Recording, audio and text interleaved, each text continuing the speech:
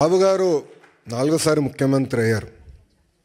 కానీ రాము అన్నట్టు మా అందరికన్నా స్పీడ్. సో రాము అడిగాడు, అన్న నువ్వు ఢిల్లీ ఫ్లైట్లో వస్తున్నావు అంటే, డోస్ నీకు జాలేరా, నేను వద్దా ఫ్లైట్లో, నేను బాంబే నుంచి వస్తానని చెప్పా. కరెక్ట్గా విఐపి లాంచ్లో దిగిన తర్వాత అడిగా రాముని, ఎలా ఉందిరా ఫ్లైట్ అంటే, అన్న పడింది నాకు అన్నాడు. అంటే చంద్రబాబు నాయుడు గారు ఒక సోర్స్ ఆఫ్ ఎనర్జీ. ఆయనకి చాలా అద్భుతమైన ఐడియాస్ ఉంటాయి.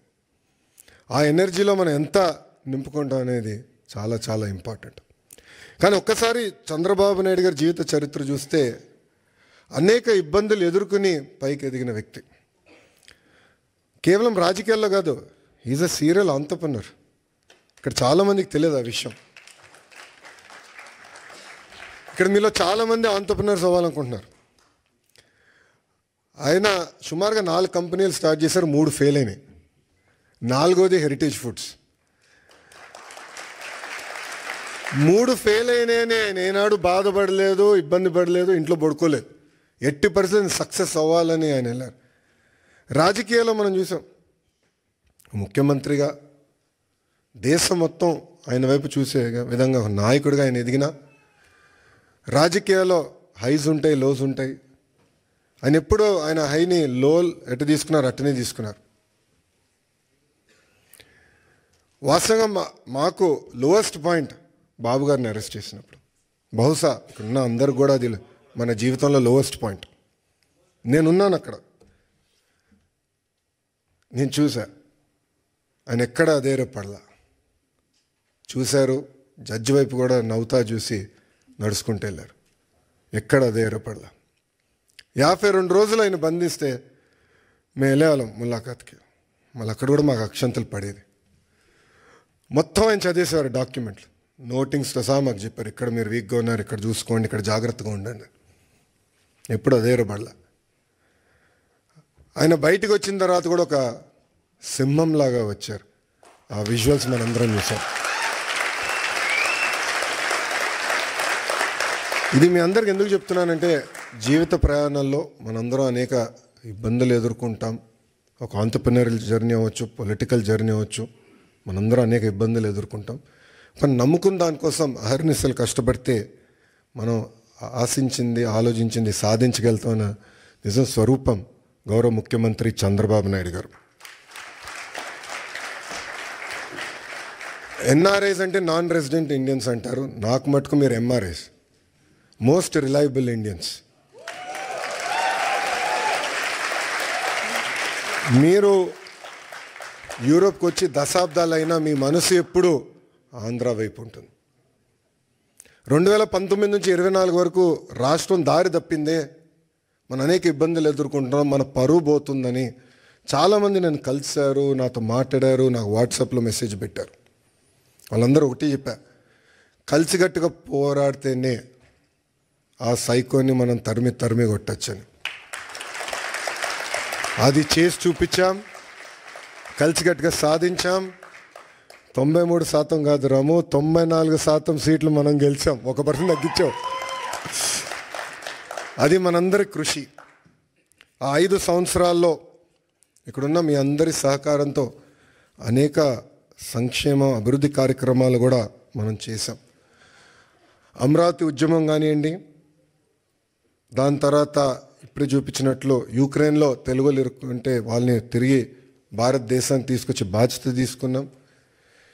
అంతేకాకుండా మన రాష్ట్రంలో ఉన్న తెలుగులకి ఎడ్యుకేషన్లో కానివ్వండి, హెల్త్ కేర్లో కానివ్వండి ఉద్యోగాలు ఉన్నాయి, మీరు ట్రైన్ చేయండి అని చెప్పి పార్టీ ఆఫీస్లో ఎంపవర్మెంట్ సెంటర్ ఏర్పాటు చేసి కార్యకర్తలు వాళ్ళ పిల్లలకి ట్రైనింగ్ ఇచ్చి ఇతర దేశాలు కూడా పంపించిన వ్యక్తులు మీరు. అందుకే నేను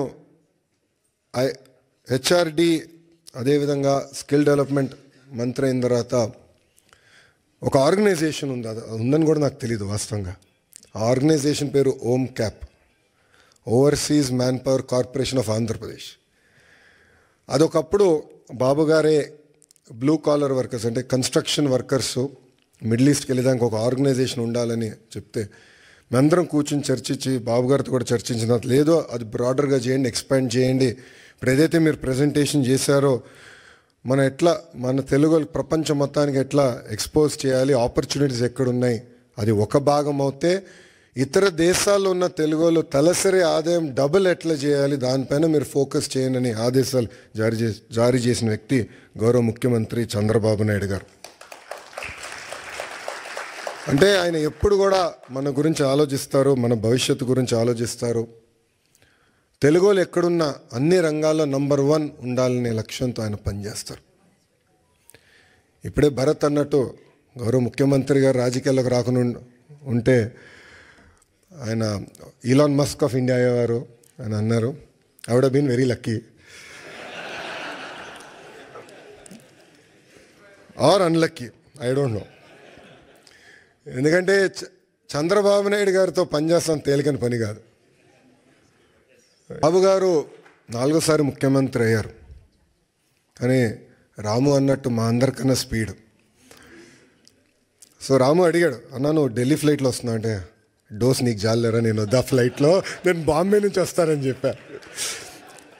కరెక్ట్గా విఐపి లాంచ్లో దిగిన తర్వాత అడిగా రాముని, ఎలా ఉందిరా ఫ్లైట్ అంటే, అన్న పడింది నాకు అన్నాడు. అంటే చంద్రబాబు నాయుడు గారు ఒక సోర్స్ ఆఫ్ ఎనర్జీ. ఆయనకి చాలా అద్భుతమైన ఐడియాస్ ఉంటాయి. ఆ ఎనర్జీలో మనం ఎంత నింపుకుంటాం అనేది చాలా చాలా ఇంపార్టెంట్. కానీ ఒక్కసారి చంద్రబాబు నాయుడు గారి జీవిత చరిత్ర చూస్తే అనేక ఇబ్బందులు ఎదుర్కొని పైకి ఎదిగిన వ్యక్తి. కేవలం రాజకీయాల్లో కాదు, ఈజ్ అ సీరియల్ ఆంటర్‌ప్రెన్యూర్. ఇక్కడ చాలామందికి తెలియదు ఆ విషయం. ఇక్కడ మీలో చాలామంది ఆంటర్‌ప్రెన్యూర్స్ అవ్వాలనుకుంటున్నారు. ఆయన సుమారుగా 4 కంపెనీలు స్టార్ట్ చేశారు, 3 ఫెయిల్ అయినాయి. 4వది హెరిటేజ్ ఫుడ్స్. 3 ఫెయిల్ అయినాయని ఆయన ఏనాడు బాధపడలేదు, ఇబ్బంది పడలేదు, ఇంట్లో పడుకోలేదు. 80% సక్సెస్ అవ్వాలని ఆయన వెళ్ళారు. రాజకీయాల్లో మనం చూసాం, ముఖ్యమంత్రిగా దేశం మొత్తం ఆయన వైపు చూసే విధంగా నాయకుడిగా ఆయన ఎదిగిన. రాజకీయాల్లో హైస్ ఉంటాయి, లోస్ ఉంటాయి. ఆయన ఎప్పుడూ ఆయన హైని లో ఎటు తీసుకున్నారు అట్టనే తీసుకున్నారు. వాస్తవంగా మాకు లోయెస్ట్ పాయింట్ బాబు గారిని అరెస్ట్ చేసినప్పుడు, బహుశా ఇక్కడున్న అందరు కూడా అది మన జీవితంలో లోయెస్ట్ పాయింట్. నేనున్నాను అక్కడ, నేను చూసా ఆయన ఎక్కడ అధైర్యపడలా. చూశారు, జడ్జి వైపు కూడా నవ్వుతా చూసి నడుచుకుంటూ వెళ్ళారు, ఎక్కడ అధైర్యపడలా. 52 రోజులు ఆయన బంధిస్తే మేము వెళ్ళేవాళ్ళం ములాఖాత్కి. మళ్ళీ అక్కడ కూడా మాకు అక్షంతలు పడేది. మొత్తం ఆయన చదివేసేవారు డాక్యుమెంట్లు, నోటింగ్స్తో సహా మాకు చెప్పారు, ఇక్కడ మీరు వీక్గా ఉన్నారు, ఇక్కడ చూసుకోండి, ఇక్కడ జాగ్రత్తగా ఉండండి. ఎప్పుడు అధైర్యపడలా. ఆయన బయటకు వచ్చిన తర్వాత కూడా ఒక సింహంలాగా వచ్చారు. ఆ విజువల్స్ మనందరం చూసాం. ఇది మీ అందరికి ఎందుకు చెప్తున్నానంటే, జీవిత ప్రయాణాల్లో మనందరం అనేక ఇబ్బందులు ఎదుర్కొంటాం. ఒక ఆంటర్‌ప్రెన్యూరల్ జర్నీ అవ్వచ్చు, పొలిటికల్ జర్నీ అవ్వచ్చు, మనందరం అనేక ఇబ్బందులు ఎదుర్కొంటాం. కానీ నమ్ముకున్న దానికోసం అహర్నిశలు కష్టపడితే మనం ఆశించింది, ఆలోచించింది సాధించగలుగుతామన్న నిజం స్వరూపం గౌరవ ముఖ్యమంత్రి చంద్రబాబు నాయుడు గారు. ఎన్ఆర్ఐస్ అంటే నాన్ రెసిడెంట్ ఇండియన్స్ అంటారు. నాకు మటుకు మీరు ఎంఆర్ఐస్, మోస్ట్ రిలయబుల్ ఇండియన్స్. మీరు యూరోప్కి వచ్చి దశాబ్దాలైనా మీ మనసు ఎప్పుడు ఆంధ్ర వైపు ఉంటుంది. 2019 నుంచి 24 వరకు రాష్ట్రం దారి తప్పిందే, మనం అనేక ఇబ్బందులు ఎదుర్కొంటున్నాం, మన పరువు పోతుందని చాలామంది నన్ను కలిశారు, నాతో మాట్లాడారు, నాకు వాట్సాప్లో మెసేజ్ పెట్టారు. వాళ్ళందరూ ఒకటి చెప్పా, కలిసిగట్టుగా పోరాడితేనే ఆ సైకోని మనం తరిమి కొట్టచ్చని. అది చేసి చూపించాం, కలిసిగట్టుగా సాధించాం. 93% కాదు రాము, 94% సీట్లు మనం గెలిచాం, 1% తగ్గించాం. అది మనందరి కృషి. ఆ 5 సంవత్సరాల్లో ఇక్కడున్న మీ అందరి సహకారంతో అనేక సంక్షేమ అభివృద్ధి కార్యక్రమాలు కూడా మనం చేసాం. అమరావతి ఉద్యమం కానివ్వండి, దాని తర్వాత ఇప్పుడే చూపించినట్లు యుక్రెయిన్లో తెలుగులు ఇరుక్కుంటే వాళ్ళని తిరిగి భారతదేశానికి తీసుకొచ్చి బాధ్యత తీసుకున్నాం.